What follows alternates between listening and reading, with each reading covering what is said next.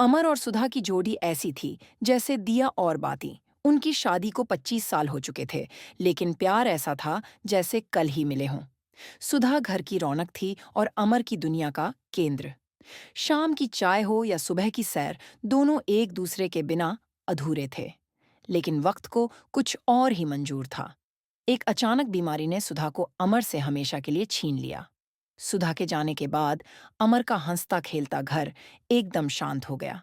रिश्तेदारों और दोस्तों ने अमर को बहुत समझाया कि वह अभी स्वस्थ हैं, उन्हें दूसरी शादी कर लेनी चाहिए ताकि बुढ़ापे में कोई सहारा हो। लेकिन अमर ने बस मुस्कुराकर सिर हिला दिया।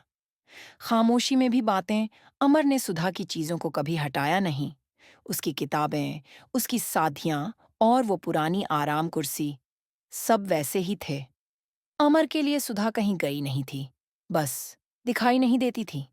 हर शाम अमर 2 प्याली चाय बनाता, एक अपने लिए और एक सुधा की तस्वीर के पास रखता। वह घंटों उस खाली कुर्सी से बातें करता, अपने दिन भर का हाल सुनाता। लोग उसे पागल कहते, लेकिन अमर के लिए यही सुकून था। आज गुलाब के पौधे में नया फूल आया है सुधा। वह अक्सर बड़बड़ाते, तुम्हें लाल गुलाब बहुत पसंद थे ना? अकेलापन नहीं, एकांत। अमर का अकेलापन दूसरों को डराता था, लेकिन अमर के लिए वह एकांत था। एक ऐसा समय जहां वह अपनी यादों में सुधा के साथ जी सकता था। जब भी बारिश होती, वह पुराना टेप रिकॉर्डर चलाकर सुधा के पसंदीदा पुराने गाने सुनता। उसे लगता जैसे सुधा अभी भी रसोई में गुनगुना रही है। साल बीतते गए। अमर के बाल पूरी तरह सफेद हो गए, शरीर कमजोर हो गया, लेकिन उसकी आंखों में चमक वही थी। एक दिन उनके पड्डे ढोसी ने पूछा, अमर जी, आपको कभी डर नहीं लगता? इतना लंबा जीवन अकेले कैसे काट लिया? अमर ने अपनी टेबल पर रखी सुधा की तस्वीर की ओर देखा और भीगी आंखों से मुस्कुराए।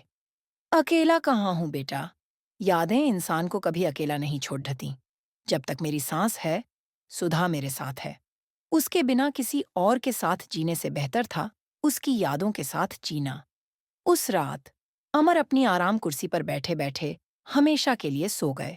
चेहरे पर एक सुकून भरी मुस्कान थी, जैसे कि बरसों के इंतजार के बाद आखिरकार वह सुधा से मिलने जा रहे हों।